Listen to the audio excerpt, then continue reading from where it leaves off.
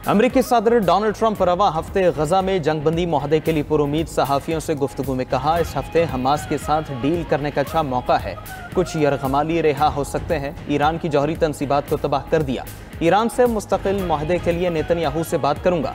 यूक्रेनी सदर से टेलीफोनिक कॉल में अच्छी बातचीत हुई, रूसी सदर पुतिन से हालिया फोन कॉल पर मायूस हूँ। ट्रंप ने इलॉन मस्क के तीसरी सियासी जमात के ऐलान को मुज़क्का-खेज़ करार दे दिया, बोले तीसरी जमात शुरू करने से उलझन में इजाफा होगा, ये बिल्कुल गैर जरूरी और फजूल है।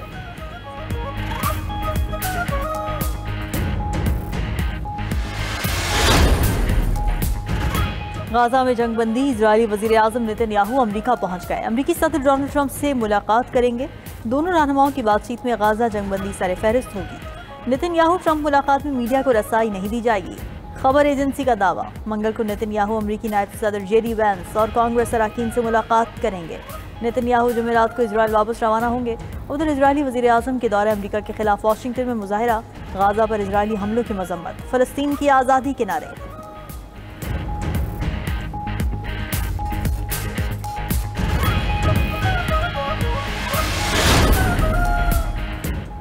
ब्रिक्स की इसराइल और अमेरिका का नाम लिए बगैर ईरान पर हमलों की मजम्मत। ब्राज़ील के शहर रियो डी जेनेरो में ब्राज़ील, रूस, भारत, चीन और जनूबी अफ्रीका पर मुश्तमिल ग्रुप ब्रिक्स का 17वां इजलास। एलामी में कहा गया कि 13 जून के बाद ईरान पर हमले बैनुल-अक़वामी कानून की खिलाफ वर्जी थे।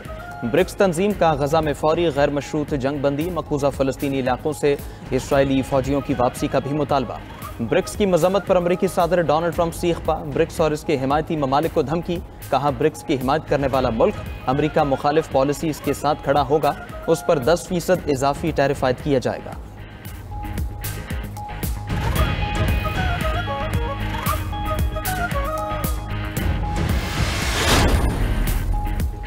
गाजा में जंगबंदी की कोशिशें जारी। कतर में इजराइल और हमास के दरमियान बिलवास्ता बातचीत के 2 सेशन हो चुके हैं, अभी तक कोई पेशरफ्त नहीं हो सकी। मुज़ाकरात का तीसरा दौर आज होगा। जंगबंदी मुज़ाकरात के लिए अमूमी फ्रेमवर्क के क़याम पर तवज्जो मरकूज, कामयाबी की सूरत में मुजव्वज़ा जंगबंदी पर तफसीली बातचीत की राह हमवार होगी। जंगबंदी, कैदियों का तबादला और गाजा से इजरायली अफवाज के इनखला का अमल शामिल होगा।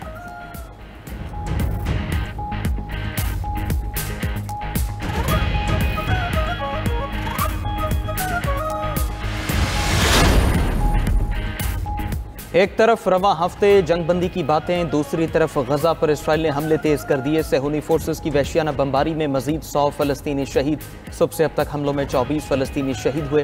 ताज़ा हमले में तलल हवा के रिहायशी इलाके में अपार्टमेंट को निशाना बनाया गया। मरकजी गजा के अरमाल क्लिनिक और अल बुरेज पनाह गजीन कैंप पर भी हमले।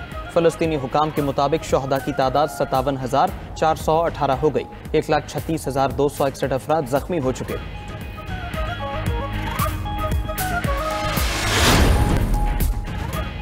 अमरीकी रियासत टेक्सास में तूफानी बारिशों और सैलाब, हलाकतों की तादाद 91 हो गई। सैलाब के मरकज की काउंटी में 28 बच्चों समेत 68 अफराद हलाक हुए।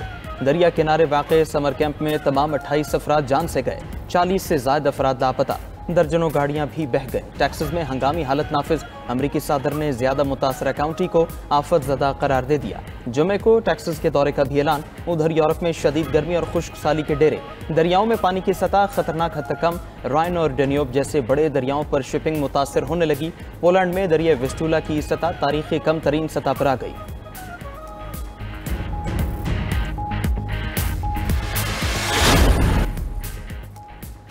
इसराइल ईरान पर दोबारा हमले की तैयारी में है, ईरानी मीडिया का दावा। ईरानी मीडिया के मुताबिक इसराइल दोबारा हमले का मंसूबा बना रहा है। ईरानी फौज हाई अलर्ट है। अमरीकी सदर फिर इसराइल के साथ खड़े दिखाई देते हैं। ट्रंप और नेतन्याहू की मुलाकात फरेब है, सब कुछ पहले तय हो चुका है। ईरानी हुकाम का कहना है ईरान पर हमले के बाद अमरीका पर भरोसा नहीं कर सकते। अमरीका के साथ जौहरी मुज़ाकरात का कोई फ़ायदा नहीं होगा। दूसरी जानिब ईरानी सदर कहते हैं ईरान को जौहरी मुज़ाकरात पर मसला नहीं, एतमाद की बहाली ज़रूरी है। इसराइल ने उन्हें कत्ल करने की कोशिश की, अमरीका ने नहीं। इसराइल ने वहाँ बमबारी की जहाँ वो अहम मीटिंग में शरीक थे।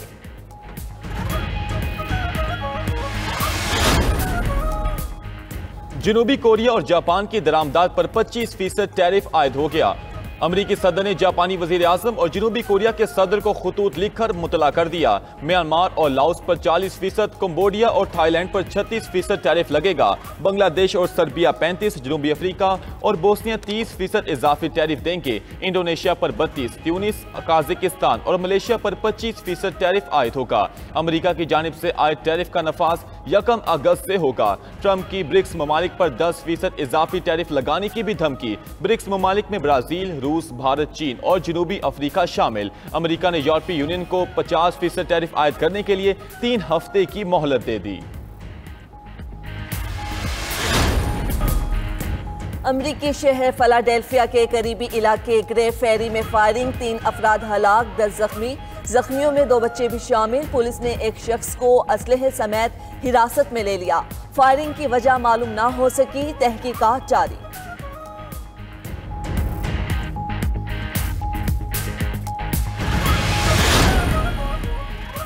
कीनिया में कसीरुल जमाती जमहूरियत के लिए एहतजाज को 35 साल बीत गए। 1990 में किए गए एहतजाज की याद में मुजाहिरे। पुलिस ने फायरिंग करके 11 मुजाहिरीन को हलाक कर दिया। हुकूमत मुखालिफ मुजाहिरीन को मुंतशिर करने के लिए आंसू गैस की भी शेलिंग। नायरोबी में सिक्योरिटी फोर्सेज ने मरकजी रास्ते भी बंद कर दिए। शहर सुनसान हो गया।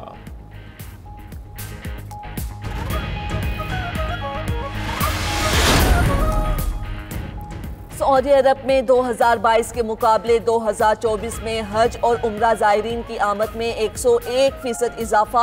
पिलग्रिम एक्सपीरियंस प्रोग्राम की सालाना रिपोर्ट जारी। हज और उम्रा ज़ायरीन के लिए खिदमात में इजाफे की कामयाबियों को उजागर किया गया।